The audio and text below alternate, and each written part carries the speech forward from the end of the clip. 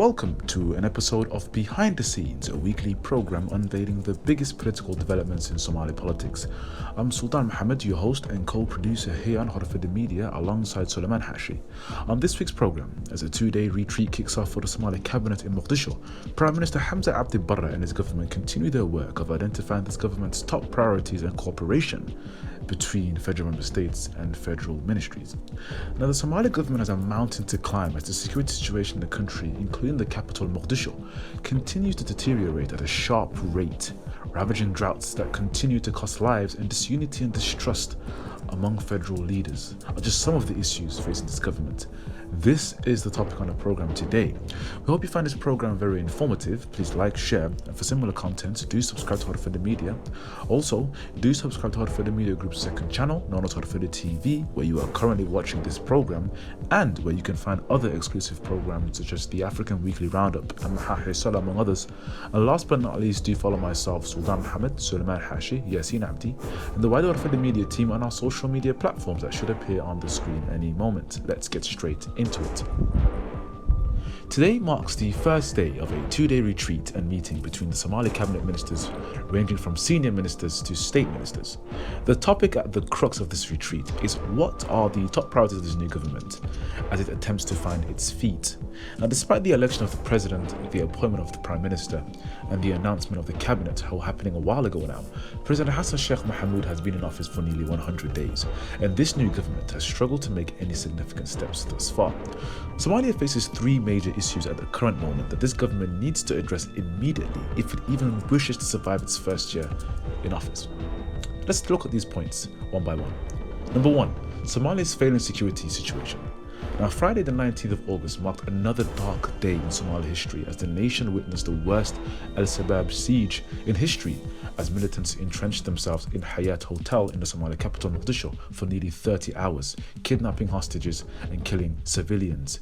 It was the first of its nature or status since the horrendous Al-Shabaab car bomb attack in December of 2019, in which 81 people were killed, although the National Intelligence Security Agency, or NISA, at that time blamed the attack on foreign entities that helped facilitate and orchestrate the Al-Shabaab attack that happened.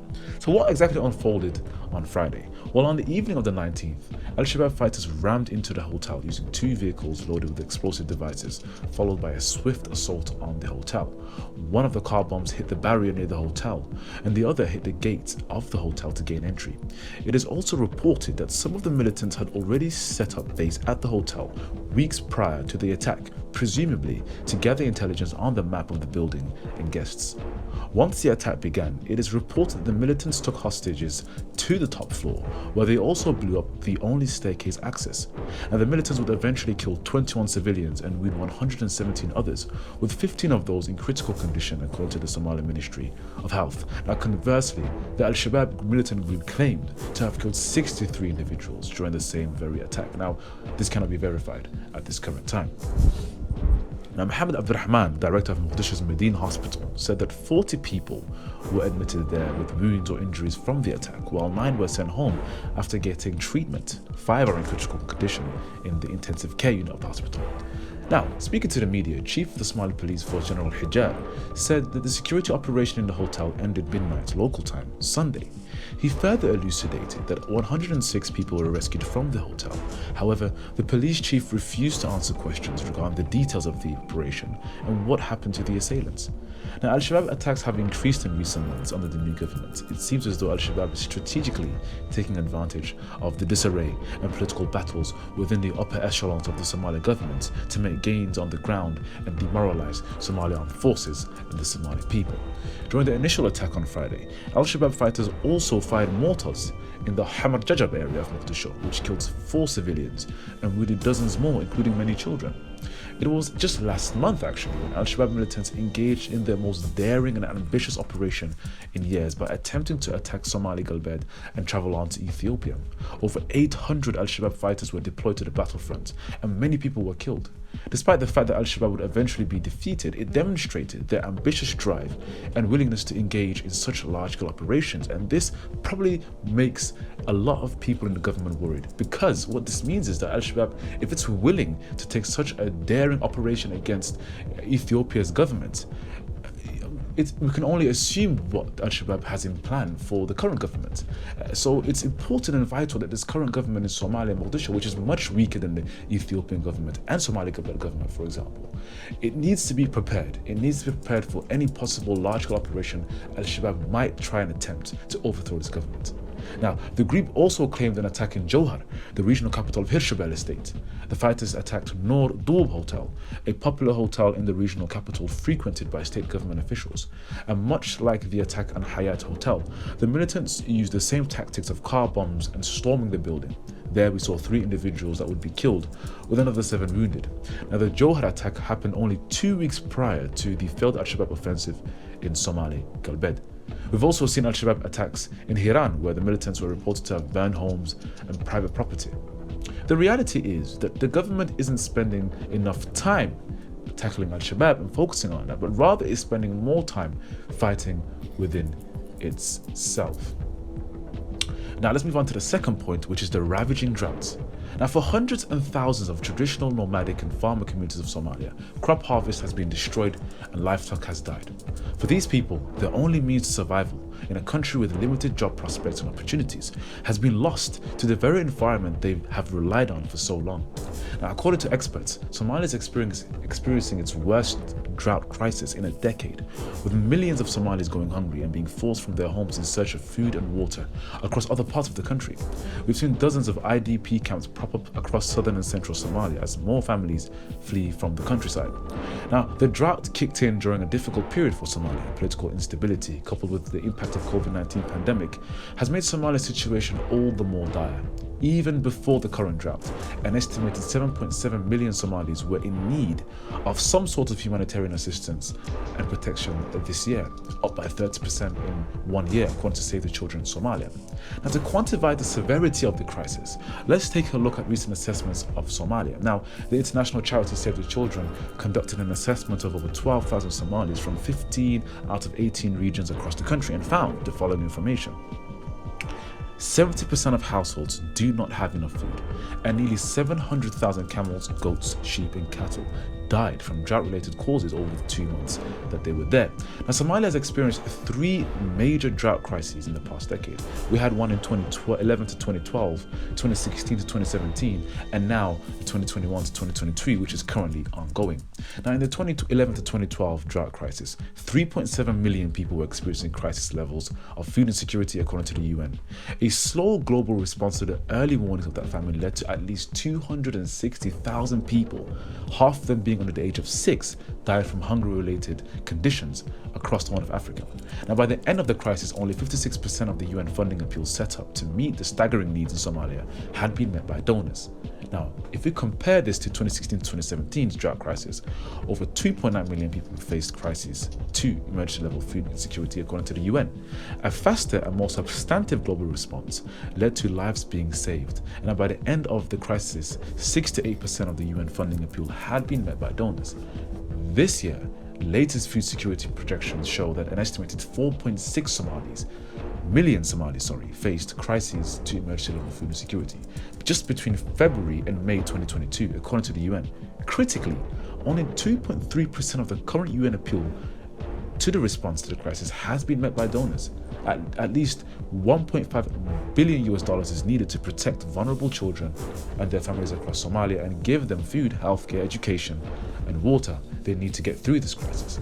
There have been 4 seasons of failed rains and temperatures remain unbearably high.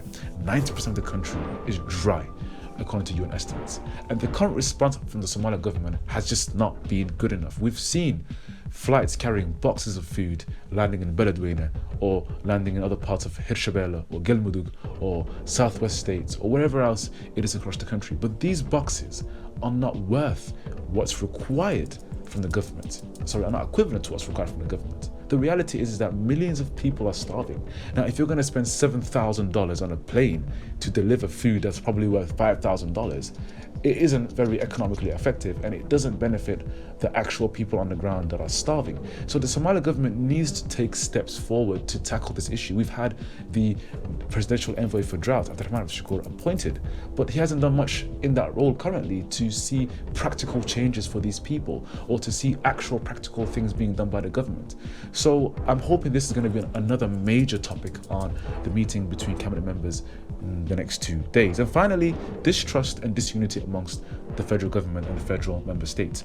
The reality is that the government is spending far too much time fighting within itself rather than focusing on unity against Al-Shabaab.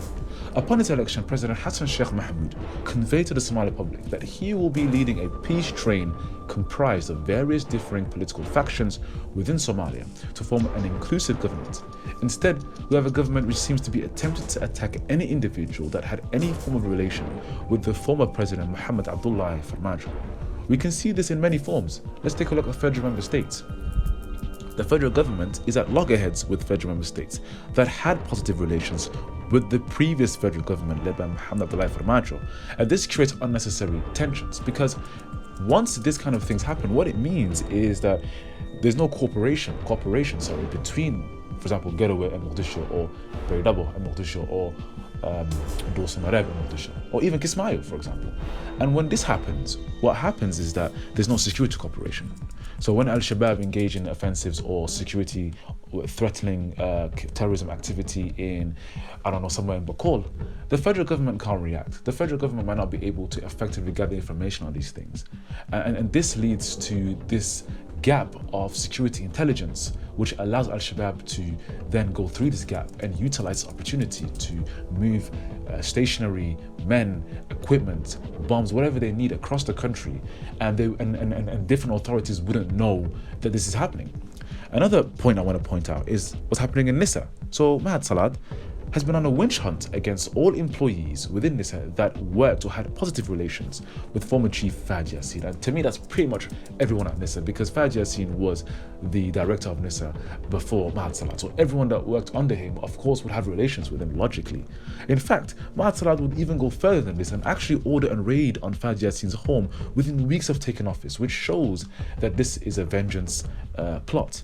And as a result, dozens have been fired from their roles, which has not only weakened Nisa's eyes on the ground in numbers, but it has also instilled fear in other staff members. And this could lead to them being worried about losing their jobs, and this moves their attention away from their actual job at hand and more towards things that are less relevant.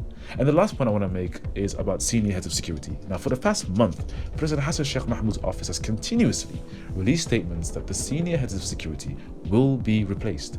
And this is good for the morality, or the morals, or the morale, of security officials. Because when the morale goes down because they feel like they're not continuing their job, or they're worried about losing their job tomorrow, it demotivates commanders and it shifts focus away from the matters at hand. And we can see some of this happening during the security situation in Mogadishu.